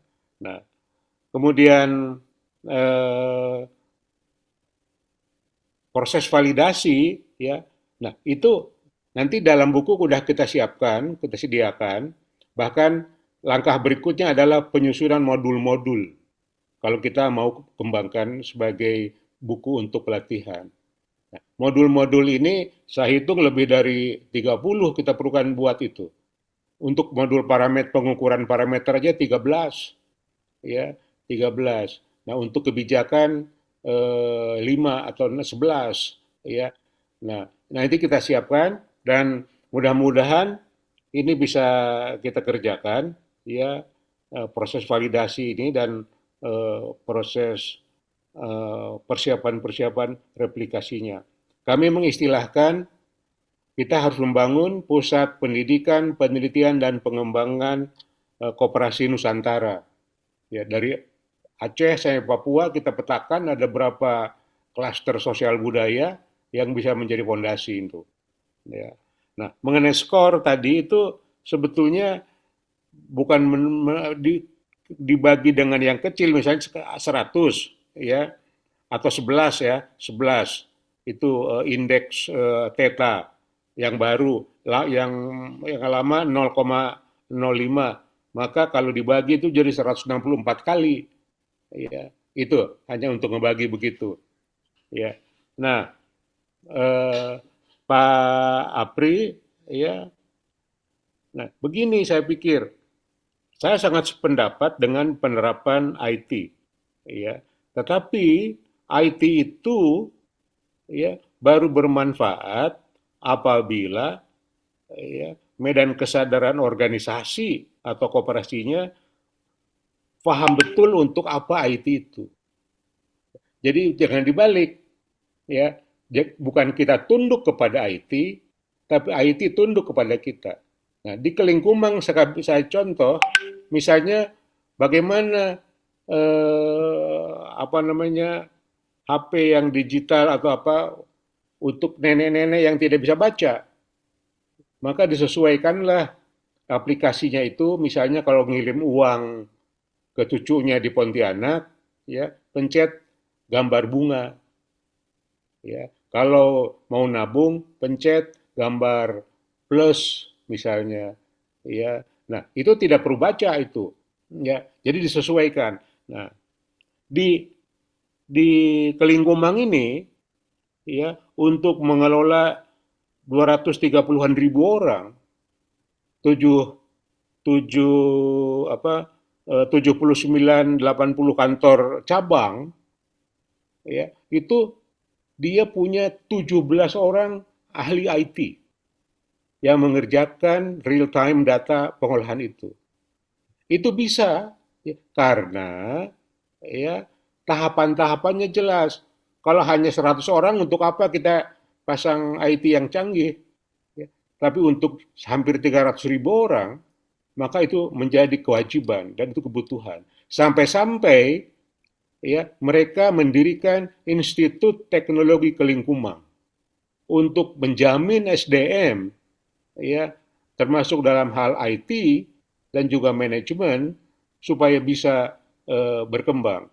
Nah, Pak Apri, saya pikir sangat sangat mungkin kalau misalnya 30.000 orang alumni bekerja sama dengan IKOP dengan itu untuk memanfaatkan IT ini, teknologi digital ini. Ya. Nah, kemudian saya pikir itu ya sekarang apa namanya kita juga sangat memerlukan. Saya mengakui kita sangat tertinggal dalam bidang ini. Ya. Nah, kemudian Pak Hotman, ya Pak Hotman itu mengenai rehabilitasi. Nah, ini menarik, saya pikir sangat menarik. Ya, saya amati hampir di semua koperasi yang berkembang, ya, itu diawali dengan respon yang positif terhadap krisis. Misalnya di Kelingkumang, asal muasalnya adalah harga karet jatuh dari Rp1.000 per kilo menjadi Rp600-500 per kilo pada tahun 93. Maka para petani karet di setempat mengalami kesulitan hidup. Kemudian mereka baca ya krisis ini dari kacamata positif. Kira-kira apa yang bisa dikerjakan? Ya, dibandingkan dengan kalau jalan sendiri-sendiri, maka jawabannya adalah gotong royong akan memberikan probability. Nah, konsep kuantum selalu bicara dengan probability, medan. Nah, bukan titik, bukan poin, bukan kepastian, tapi probability. Nah, mereka menggunakan akal budinya, ya, menerjemahkan gotong royong memungkinkan kita bisa mengatasi masalah. Maka konsentrasilah masalah itu ke dalam dua fokus. Bagaimana melawan rentenir, bagaimana melawan tengkulak. Ya, nah, dua fokus ini, ya, melawan rentenir dan melawan tengkulak, mereka bisa berkumpul bersatu dengan kepercayaan.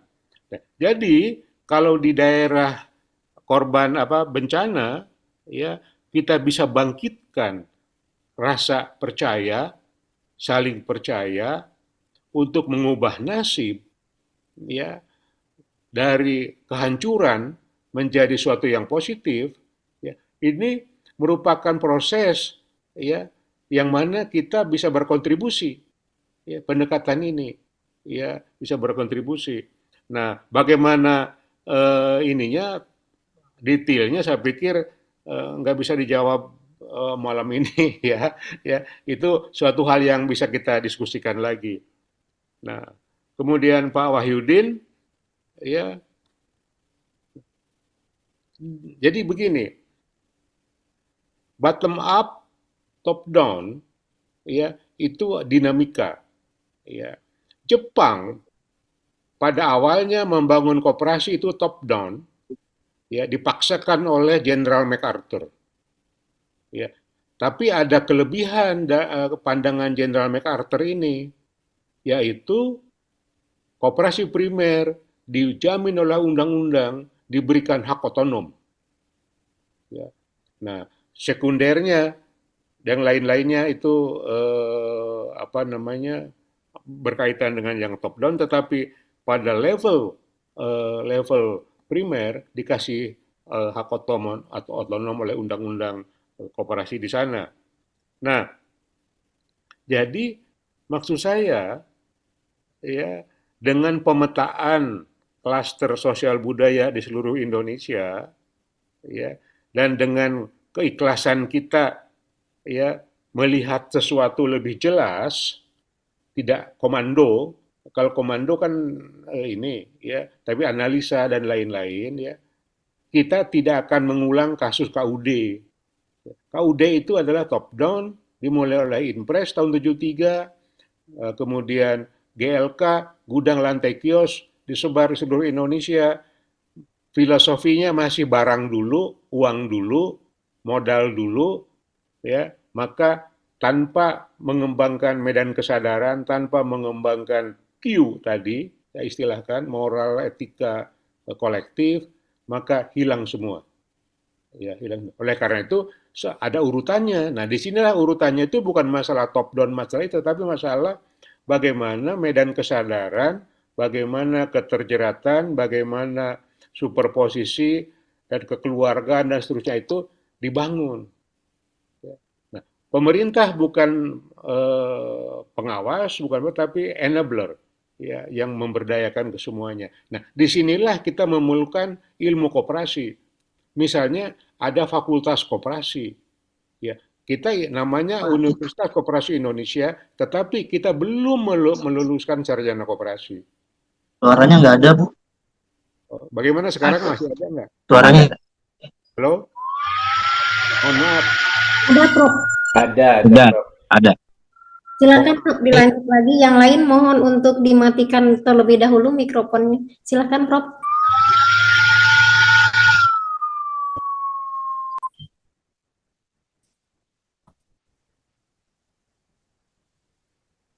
Prof. Baik, Prof. Sudah aman, Prof?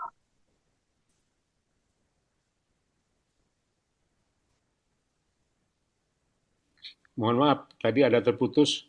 Ya, Ya, Prof. Ya, Prof. Silakan, Prof. Oke. Nah, jadi ya apa namanya? Saya menulis satu buku lagi, ya, yaitu istilahnya itu barangnya dulu, ya, atau goods-nya dulu, baru institusi kita pikirkan. Tidak bisa kita loncat langsung institusi. Ya, itulah yang saya istilahkan intrinsic goods characteristic theory, ya, terhadap organizational design. Nah, model KDMP, ya, dia tidak mengenal goods, langsung ke organisasinya, semua ditangani seperti itu, sama di mana-mana. Ya, enggak, itu sesuatu yang melanggar, ya, teori. Kita memerlukan teori, ya, karena apa? Teori sebagai knowledge. Ya. Nah, koperasi kredit kelingkumang itu ada basisnya, yaitu teori kuantum. Ya. Organizational design ada teorinya, ya, berdasarkan intrinsik karakteristik dari goods yang kita bicarakan. Misalnya, Belanda ini hebat, Belanda ini. Ya, mengapa Belanda walaupun tebu dan sawit itu sangat berbeda, tetapi karakternya sama. Karakternya itu terutama perishable, cepat busuk. Oleh karena itu, hanya 2 pabrik yang dibuat oleh Belanda ada di Hindia Belanda, yaitu pabrik pengolahan kelapa sawit dan pabrik gula. Kopi, karet, semua nggak ada. Pabriknya di Belanda semua, di Eropa semua. Nah, kenapa? Karena karakteristik tadi. Nah, oleh karena itu, pada saat kita mendesain eh, apa namanya KDMP ini, ya, harusnya kita bisa memberikan saran masukan bagaimana organisasi yang dibangun, ya, tidak sama di seluruh tempat, berbeda menurut karakteristiknya, sehingga probability of success-nya dia besar. Ya. Nah, mungkin segitu, apa, kalau mudah-mudahan tidak ada yang kelewat. Kalau ada yang kelewat bisa disampaikan apa kira-kira. Coba jawab. Nambah sedikit boleh, Bro? Silakan, silakan.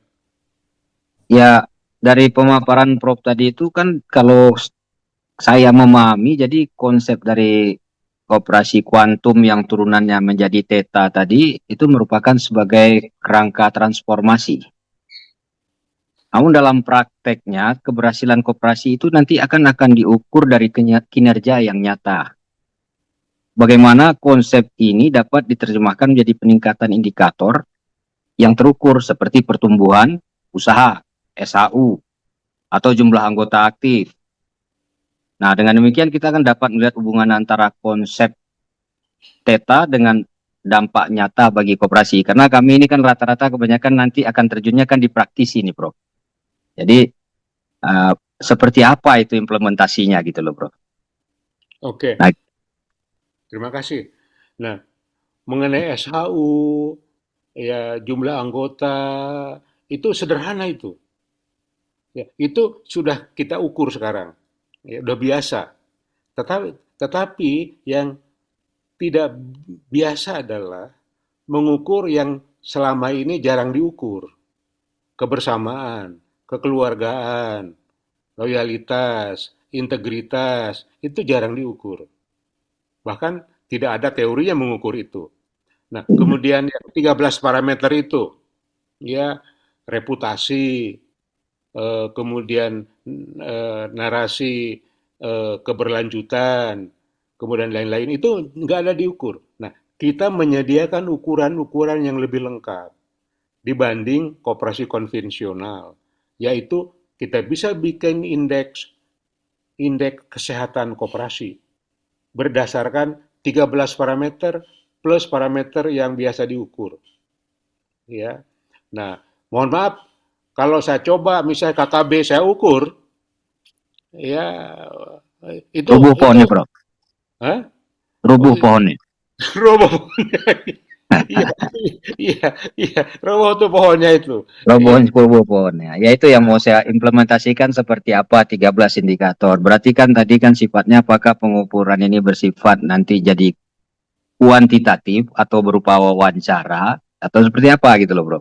Sehingga pada waktu kita masuk menggunakan koperasi kuantum ini, kita tahu nih cara memulainya dari mana. Kalau soal masalah goods, masalah money, itu kan buat saya sih semua sinkron, Pak, Prof. Nggak bisa hanya barang aja, nggak bisa hanya uang saja.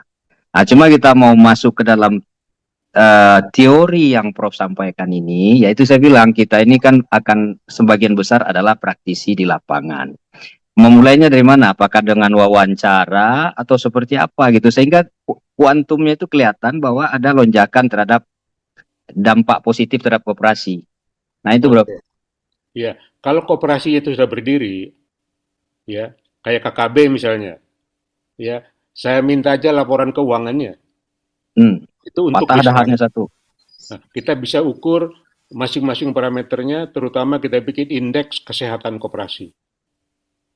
Ya, kemudian apakah dia bersifat kuantum atau tidak? Kita bisa bikin indeks kuantum.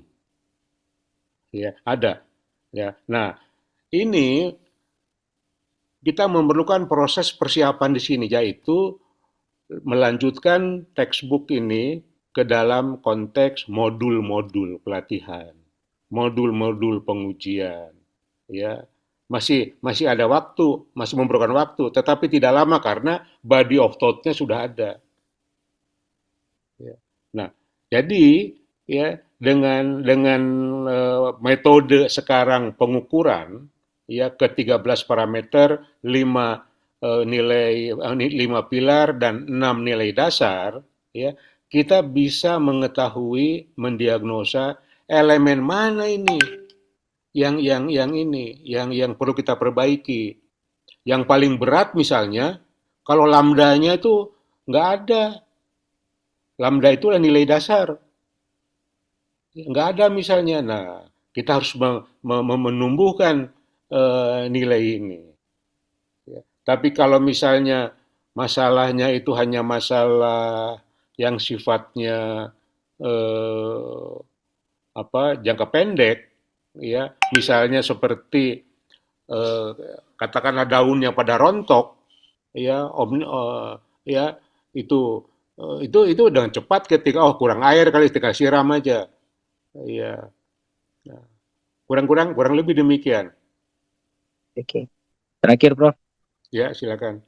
Jadi kalau misalnya teori ini bisa kita jadikan acuan, IKOP ini baru selesai, Prof. Prof, halo? Halo, ya, halo. Ya. Jadi koperasi IKOP ini baru kita bentuk dan baru ada perizinannya selesai. Kalau Prof berkenan, mungkin bisa dijadikan untuk pilot project bagaimana koperasi kuantum ini digunakan oleh IKOPin yang baru membuat wadah itu, Prof. Kalau Prof berkenan, nanti para pengurus, nanti koperasi yang sudah terbentuk, kami minta waktu dan arahan Prof untuk itu, supaya betul-betul ide ini konkretnya seperti ini gitu, Prof. Karena kadang-kadang kan learning by doing itu jauh lebih melekat daripada kita belajar teori gitu, Bro. Kira-kira ada kemungkinan nggak seperti itu, Bro? Maaf, terputus nih suaranya. Terputus? Pak Ekos. Ya, bisa kami ulangi, Bro. Bu Latifah, bagaimana suara saya kedengar? Aman, Prof. Aman, kedengar. Bagus, Prof. Atau mungkin bisa diulang kembali? Boleh, boleh. Bapak Dr. Prof, Eko. izin kami ulang. Jadi seperti yang sudah disampaikan teori daripada koperasi kuantum ini, berkebetulan kan ada gagasan dari teman-teman IKA IKOP ini membuat wadah baru koperasi. Nah, semua perizinannya sudah keluar, Prof. Kalau Prof berkenan ada waktu untuk menjadi arahan, memberikan seperti apa koperasi kuantum ini bisa diimplementasikan oleh koperasi IKA yang baru ini, supaya betul-betul pohon yang dengan 13 indikator tadi kokoh, mungkin menarik juga dan bisa dijadikan pilot project untuk contoh koperasi-koperasi baru gitu, Bro. Nah, kira-kira Prof berkenan nggak untuk hal ini? Kalau berkenan tentu kami yang sudah ada pengurus-pengurus koperasinya juga nanti akan minta waktu serta bagaimana mengkonkretkan ide-ide ini menjadi realistis gitu, Bro. Itu mungkin dari saya, Bro. Dengan senang hati Pak Ekos, terima kasih Pak Ketua. Dan inline ya, kebetulan ini konsep ini sudah diterima oleh Lemhanas. Ya, Lemhanas sudah menyusun buku ya berdasarkan buku yang saya tulis ya mengenai operasi kuantum itu. Nah, ya teorinya kedua, kita oke, Prof. Implementasinya kan nggak ada, lebih bagus kalau yang punya rektor IKOPIN punya ide diimplementasikan oleh alumni IKOPIN sehingga itu bisa menjadi pilot project, itu kan menjadi sesuatu yang menjadi menarik buat IKOPIN University-nya gitu loh, Bro. Betul. Dan maksud saya, ya kita bisa mengembangkan kerjasama, ya IKOPIN dengan alumninya, ya bekerja sama dengan Lemhanas, ya plus hari Senin ini saya diundang ke Bappenas, ya. Nah, jadi kita tidak sendirian, ya kita tidak sendirian. Nah itu akan lebih cepat lagi. Ya. Nah dengan kasus koperasi misalnya alumni kita ini. Ya. Mungkin izin nanti pengurus koperasi yang sudah terbentuk menghadap Prof. Siap, nggak apa-apa ya. Silakan, anytime. Oke, terima kasih Prof. Terima kasih. Yuk, sama-sama. Baik, terima kasih Bapak Dr. Ekos. Bapak Dr. Ekos Albar ini merupakan Ketua IKA IKOPIN untuk periode saat ini. Beliau di sini menanggapi dan juga memberikan pandangan yang sangat konstruktif dan juga di sini bukan hanya sekedar pertanyaan saja tadi ya Prof ya, tetapi juga menunjukkan komitmen DPP IKA IKOPIN untuk membangun wadah koperasi yang kuat dan juga berkelanjutan di sini bagi para alumni IKOPIN melalui forum ini khususnya, dan juga berharap memperoleh arahan langsung dari Prof. Agus mengenai bagaimana nantinya konsep koperasi kuantum dapat diimplementasikan secara nyata dalam koperasi yang sedang dipersiapkan oleh DPP IKA IKOPIN. Begitu Prof. Baik Prof, di sini sudah ada beberapa pertanyaan Prof di chat yang tadi oleh Bapak Dirham yang terkendala di mikrofonnya, lalu juga sudah ada Bapak Koprot Sae dan juga ada Kang Ahmad Nana Sobana. Apakah sudah bisa Prof dilanjutkan ke pertanyaan selanjutnya? Silakan. Baik Prof. Untuk itu mohon izin Prof saya bacakan dulu pertanyaan yang ada di kolom komentar dari Bapak Dirhamsah. Beliau bertanya, beliau ingin menanyakan di sini, apabila koperasi bisa bertransformasi di era globalisasi di kondisi negara Indonesia seperti saat ini, bagaimanakah cara melewati hambatan kulturalnya? Hambatan strukturalnya tentu akan didapati juga hambatan dalam kesenjangan teknologinya. Begitu Prof, apakah sudah bisa ditangkap Prof untuk isi pertanyaan? Baik Prof. Lalu selain Bapak Dirham, ya oke. Untuk di kolom chat sudah aman. Untuk yang bertanya bisa minta tolong dinyalakan dulu kameranya on cam. Sudah ada di sini Bapak Ahmad Nana dan juga Bapak Lambert. Pak Koprot minta tolong dinyalakan terlebih dahulu kameranya. Baik. Untuk itu karena tadi sudah duluan dari Bapak Koprot, dipersilakan Bapak untuk pertanyaannya. Masih di mute, Bapak. Baik, terima kasih Ibu Moderator. Selamat malam Bapak Ibu sekalian. Semangat koperasi tentunya pada malam ini. Banyak ilmu yang sedikit saya bisa tangkap. Dan saya izin memperkenalkan diri, saya Koperasi Produsen, saya Nalendra Dharmaraga yang memproduksi garam di Kabupaten Indramayu. Mungkin juga ada yang bergabung dari Indramayu malam ini. Praktek koperasi produsen yang saya lalui 2 tahun sekarang ini fokus pada urusan garam, di mana garam yang saya yang saya produksi bukan hanya dari hulu, tapi juga sampai berencana sampai hilirisasi, yaitu sampai ke kemasan. Namun di perjalanan banyak masukan dari dinas atau banyak masukan dari teman-teman yang membantu kami di lapangan, itu berkaitan tentang koperasi produsen itu sendiri. Yang pendapat saya pada saat saya mendaftar sebagai produsen itu kan di salah satu 3 pilihan yang ditawarkan adalah salah satu koperasi produsen, koperasi jasa, dan koperasi konsumen. Makanya saya milih ke produsen waktu itu. Nah, kemudian pada saat praktek beberapa bulan saya berencana mau kemasan itu, ternyata ada pertanyaan lagi, Pak, ini koperasinya Bapak ini statusnya masih lokal, katanya jenjangnya masih di daerah gitu kan, di kabupaten. Pertanyaan saya, apakah memang ada jenjangnya koperasi itu secara nasional produsen atau seperti apa? Nah, kemudian kuantum yang dimaksud apalagi nanti dicanangkan oleh pemerintah melalui Bappenas menjadi keputusan, apakah ini menjadi solusi pilihan menjadi mendirikan koperasi kuantum untuk pemilik baru, peserta baru koperasi, atau terstruktur kuantum ini secara nasional sampai ke tingkat daerah? Gitu. Nah, itu pertanyaan yang saya ajukan. Jadi kalaupun memang mohon pencerahannya lah, baik Pak Prof maupun Pak Ketua IKI Kopin, saya Dadi Pak, panggilan akrabnya, mengenalkan diri. Mohon pencerahannya Pak, supaya saya, kalaupun memang saya harus setingkat provinsi ke atau setingkat nasional, jalannya seperti apa, tuntunannya seperti itu.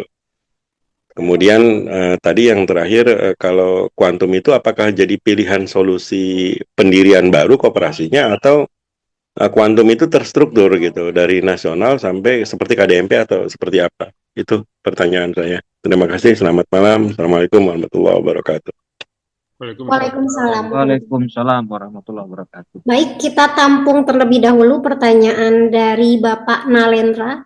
Selanjutnya dipersilahkan dari Kang Ahmad Nana Sobana. Silakan. Makasih Teh Latifah. Selamat malam Prof. Agus Pakbahan. Perkenalkan, saya Ahmad Nana, alumni Kopin angkatan 92. Menarik pemaparan Bapak malam ini. Selama ini kita alumni Kopin memandang koperasi itu dengan cara pandang ilmu manajemen. Di malam ini Bapak mengajak kita untuk melakukan lompatan ilmiah dari pendekatan ilmu sosial menuju pendekatan ilmu eksak, dari pendekatan ilmu manajemen menuju pendekatan fisika kuantum. Tapi ada satu benang merah yang bisa saya temukan walaupun pendekatannya berbeda. Jadi paradigma yang Bapak tawarkan itu pada ujungnya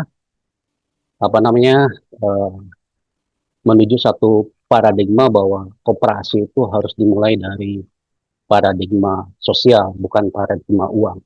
Jadi koperasi CU Keling Kumbang itu kan memulai dari uang, bukan memulai dari modal sosial, bukan dari uang. Jadi kembali pada akhirnya paradigma kita adalah paradigma sosial. Nah, satu hal yang paling menarik dari teori Bapak ini, Bapak bisa merumuskan satu turunan rumus dengan variabel bahwa keberhasilan eksponensial koperasi itu bisa dicapai dengan variabel pertama energi sosial, kemudian kapasitas kelembagaan, kemudian N populasi anggota, dan itu yang menciptakan aset atau pertumbuhan eksponensial koperasi.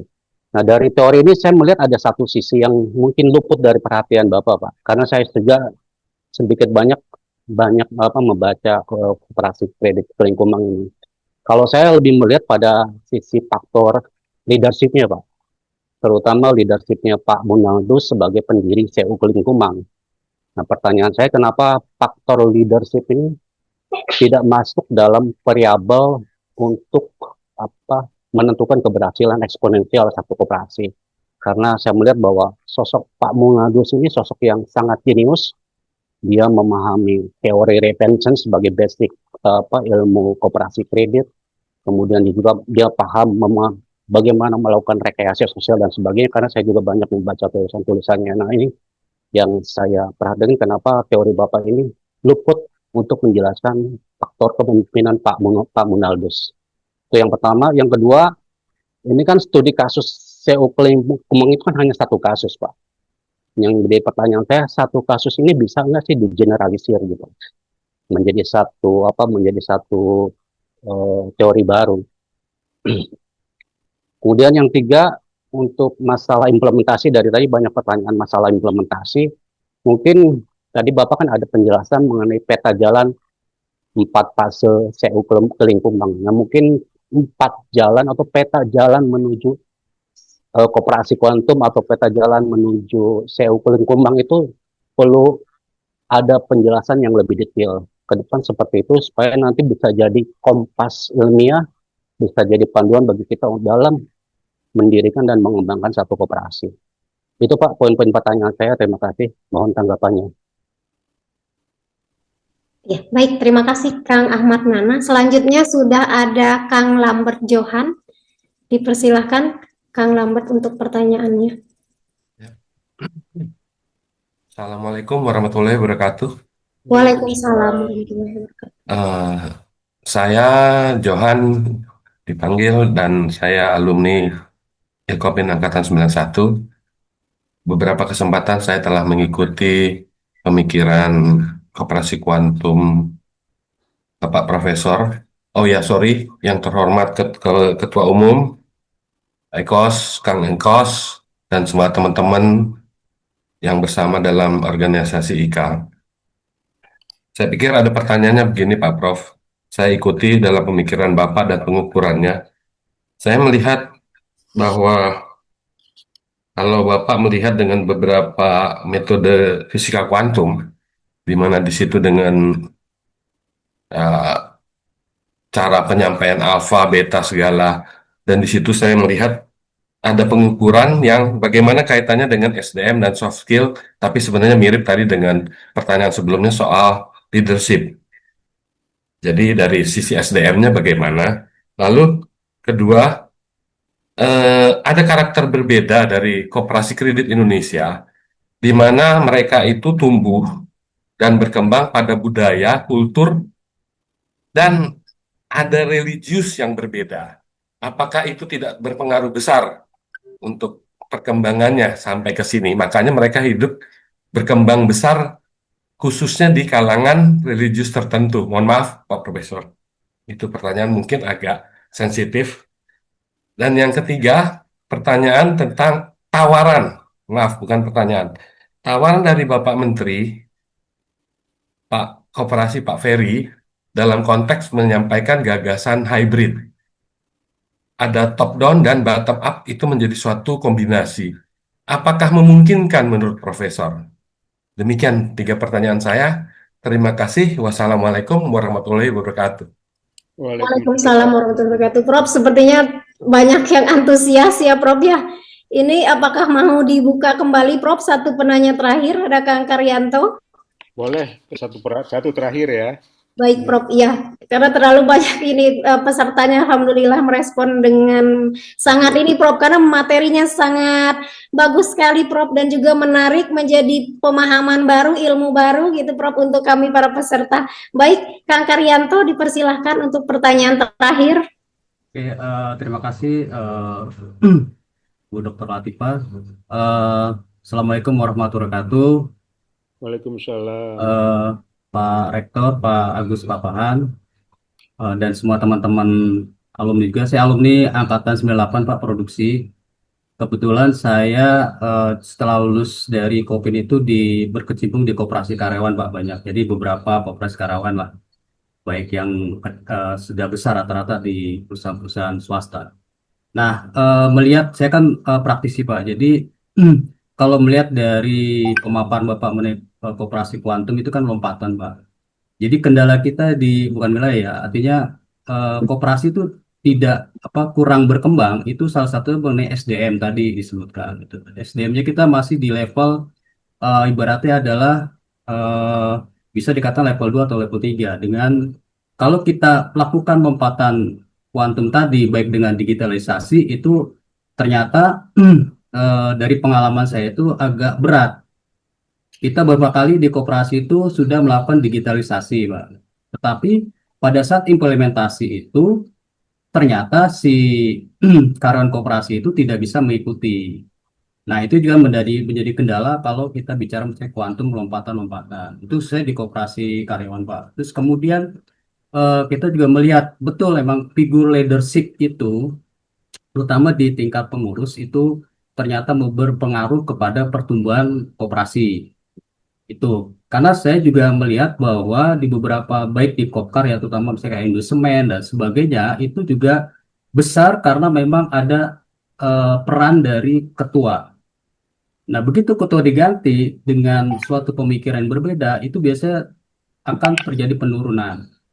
Ya mungkin Bapak pernah tahu namanya Benteng Mikro juga itu ternyata ada leadership-nya, Pak. Itu dia bisa gede, Pak. Sehingga dia bisa menjadi koperasi yang grup atau misalnya jadi kayak koperasi sebagai beberapa koperasi dalam satu lingkup koperasi seperti Benteng Mikro. Nah, terus yang kemudian yang terakhir, Pak, saya juga ingin pendapat Bapak nih. Karena kalau saya melihat koperasi dari dulu itu sebenarnya kan berkembang, tumbuh itu banyak, tetapi tidak bisa secara signifikan seperti yang mungkin telah dipaparkan dari beberapa materi ya, atau pemateri atau mungkin dari beberapa seperti kalau saya lihat dari seminar-seminar koperasi itu mungkin ada yang koperasi di Jerman tuh Mondragon lah atau misalnya di Jepang dan sebagainya. Kenapa tidak bisa seperti itu? Kendalanya seperti apa gitu kan? Karena kalau saya lihat kalau kita belajar dari koperasi itu kan orang udah banyak banget di teori-teori, tapi kenapa sih tidak bisa seperti itu gitu. Jadi ini kan jadi suatu suatu PR buat kita ya sebagai praktisi maupun nanti peneliti koperasi. Mungkin itu Pak. Terus kemudian terakhir Pak, perihal perpajakan ini yang kadang-kadang dari pihak koperasi itu kita di Kopkar juga terkadang agak berat kalau melihat perubahan-perubahan dari pajak. Karena ternyata di koperasi itu Pak dia tidak paham mengenai bagaimana apa yang menjadi objek pajak dan apa tidak yang tidak menjadi objek pajak. Kalau kita bicara misalkan ada peraturan pajak tuh yang misalnya 4,8 pakai omset. Nah mereka nggak tahu ternyata omset itu di Kopkar misalkan dengan pembiayaan bank itu dimasukin semua Pak pendapatannya sehingga dia akan besar. Pada saat dilakukan objek pajaknya dia akan besar Pak. Itu pernah terjadi di koperasi karyawan sehingga saya pernah kan saya juga agak mendampingi mereka juga mengenai laporan keuangan itu.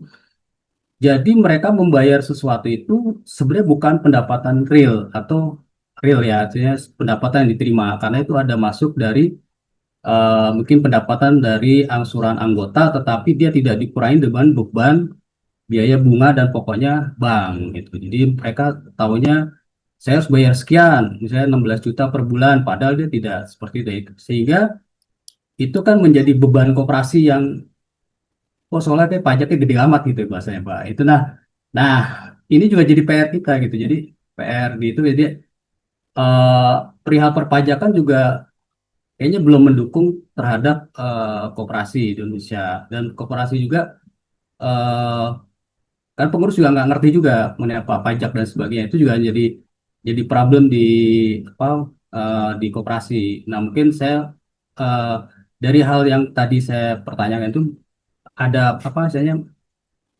dari Bapak tuh apa yang bisa buat kami lah, saya sebagai nanti yang di koperasi, terutama di karyawan itu bisa kita kembangkan bagaimana kuantum termasuk dari tadi SDM, leadership, sama nanti mungkin kebijakan pemerintah termasuk pajak. Oke Pak, segitu aja Pak Prof. Terima kasih. Wassalamualaikum warahmatullahi wabarakatuh. Terima kasih Kang Karyanto. Melihat begitu banyaknya pertanyaan, tanggapan, dan juga diskusi yang muncul malam ini menjadi suatu indikator bahwa materi yang disampaikan oleh Prof. Agus Pakpahan benar-benar menggugah cara berpikir untuk kami, para peserta. Karena biasanya di dalam sebuah seminar, peserta cenderung pasif, Prof. Namun malam ini justru sebaliknya, Prof. Peserta dari berbagai daerah, akademisi, praktisi, hingga penggerak koperasi begitu antusias, Prof, mengikuti diskusi kita malam ini. Ini menunjukkan bahwa konsep koperasi kuantum yang Prof. Agus Pakpahan gagas tidak hanya menarik secara akademisi, tapi juga memunculkan keinginan